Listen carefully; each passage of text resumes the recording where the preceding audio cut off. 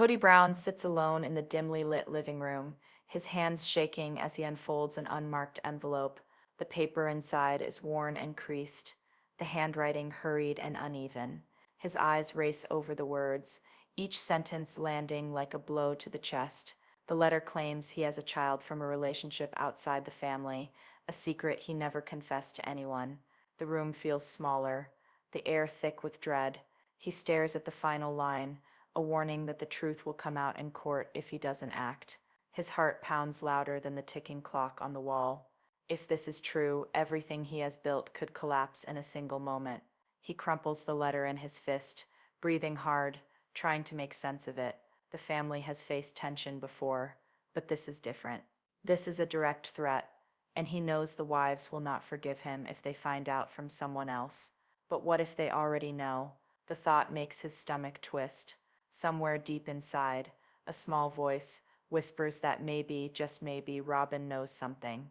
She has been distant lately, her eyes darting away whenever he mentions money or the future. Meri notices his pale face when she walks into the room. She asks what's wrong, but Kody forces a strained smile and says he's fine. She doesn't believe him.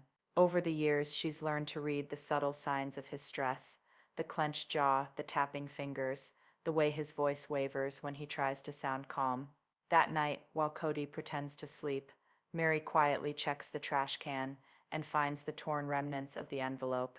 She can't make out the full message, but she sees enough to know it's something serious. Her mind begins racing.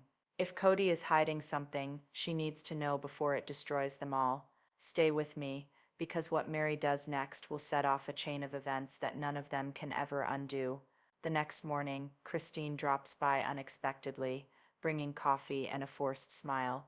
She's been sensing tension in the family, especially between Robyn and Kody.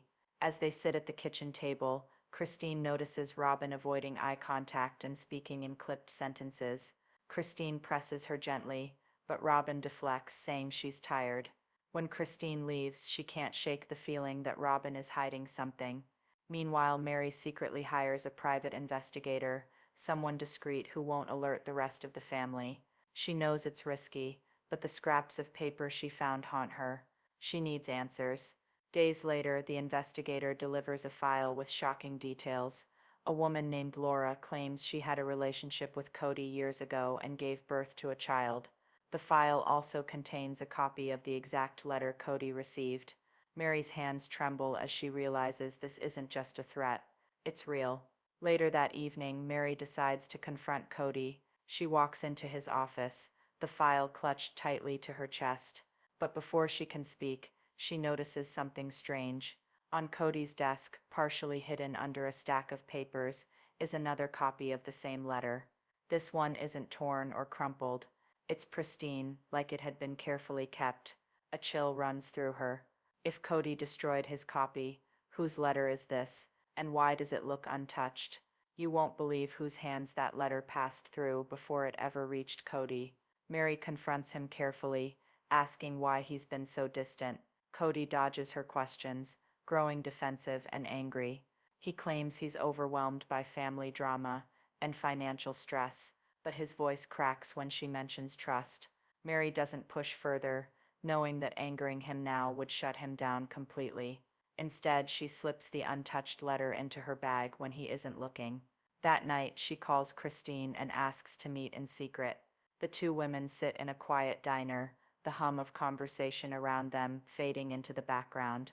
Meri lays out everything: the letter, the investigator's report, the second untouched copy she found in Kody's office. Christine's eyes widen as she flips through the papers.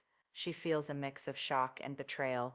Christine asks the question neither of them want to voice. Could one of the wives have known about this and kept it hidden? Meri admits she suspects Robyn. Christine's face hardens. She has long felt that Robyn holds a level of influence over Kody the rest of them never had. If Robyn kept this from everyone, it's more than a betrayal. It's a declaration of war. Christine vows to get to the truth, no matter the cost. But as they leave the diner, neither woman notices Robyn sitting in a car across the street, watching them with tear-filled eyes. Robyn sits in her car, gripping the steering wheel so tightly her knuckles turn white. Her chest rises and falls with shallow breaths as she watches Meri and Christine drive away. She had been following them since the afternoon, ever since she saw Meri slip something into her purse at Kody's office. Robyn knows exactly what it is, the letter, the same one she kept hidden for weeks, hoping she could find a way to protect everyone, especially Kody. But now it's out in the open, and Robyn feels the ground crumbling beneath her feet.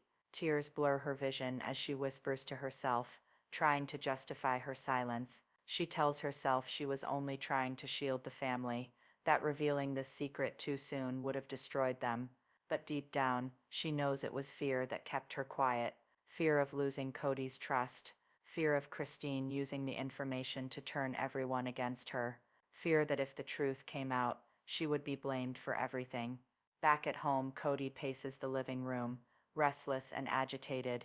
His phone buzzes with messages he ignores. He knows Meri suspects something, and Christine has been strangely quiet around him, which only makes him more paranoid. He doesn't know about the meeting at the diner, but his gut tells him his carefully balanced world is about to implode. The tension erupts the next evening at a family dinner. Janelle tries to make small talk, but the air is thick with unspoken anger. Christine sits rigidly, her eyes fixed on Robyn, who avoids her gaze and barely touches her food. Meri stays silent, waiting for the right moment. Then out of nowhere, Kody slams his fist on the table, startling everyone. He accuses them of whispering behind his back and demands to know what's going on. Christine's voice trembles as she fires back, asking why he's hiding things from them. Robyn's head snaps up, her face pale. She tries to interrupt, but Christine cuts her off, pulling the crumpled copy of the letter from her bag and throwing it on the table. Gasps fill the room. Kody stares at it like it's a live grenade. Meri watches Robyn's reaction closely and sees her flinch just for a split second. Christine's words are sharp and cold as she demands an explanation. She accuses Robyn of knowing about the letter long before anyone else. Robyn shakes her head, tears streaming down her face, insisting she was only trying to keep the family from falling apart. But Christine isn't moved. She stands up, her voice rising, accusing Robyn of betrayal. "Stay with me, because what Christine says next will turn this confrontation into a declaration of war." Christine reveals that she and Meri hired a private investigator. She slams the full report on the table, pages spilling out, photographs and documents scattering across the surface. The report confirms the existence of a woman named Laura and a teenage child who claims Kody is their father. Janelle picks up one of the photographs and covers her mouth. Stunned, Kody's face drains of color. As he flips through the pages, his hands trembling, he insists it's all lies, that someone is trying to tear them apart. But Christine points to a detail only Kody would recognize: a date, a place, a time when he was supposedly traveling for work. It matches exactly with when the child would have been conceived. Robyn collapses into her chair, sobbing uncontrollably. Christine turns on her again, demanding to know how long she's been hiding this. Robyn's voice cracks as she admits she received the letter weeks before Kody did. She claims she was scared and didn't know how to tell him. Christine calls her a liar and accuses her of manipulating Kody to keep control of the family. Meri steps in, her voice calm but cutting. She says this isn't just about the letter, it's about years of secrets and favoritism. She looks directly at Kody and asks if he ever truly loved them all equally. The question hangs in the air, heavy and suffocating. Kody doesn't answer. The silence that follows is louder than any argument they've ever had. Janelle finally speaks, her tone measured but firm. She says the family has two choices: either they handle this privately, or they let it play out in court. Christine immediately chooses court, saying it's the only way to get the truth and protect the children. Robyn begs her not to, insisting they can fix this together. But Christine has made up her mind. Later that night, Robyn sits alone in the darkened living room, staring at a framed family photo. Her phone buzzes with a new message. It's from an unknown number, and the message is chilling. "If you don't tell them everything, I will." Robyn's breath catches. She realizes someone else is involved, someone who knows even more than she does. Meanwhile, Christine and Meri meet with a lawyer to begin the process of taking Kody to court. Christine feels a mix of fear and determination. She knows this will tear the family apart, but she believes it's the only path forward. Meri, though quieter, shares her resolve. She's tired of living in shadows and secrets.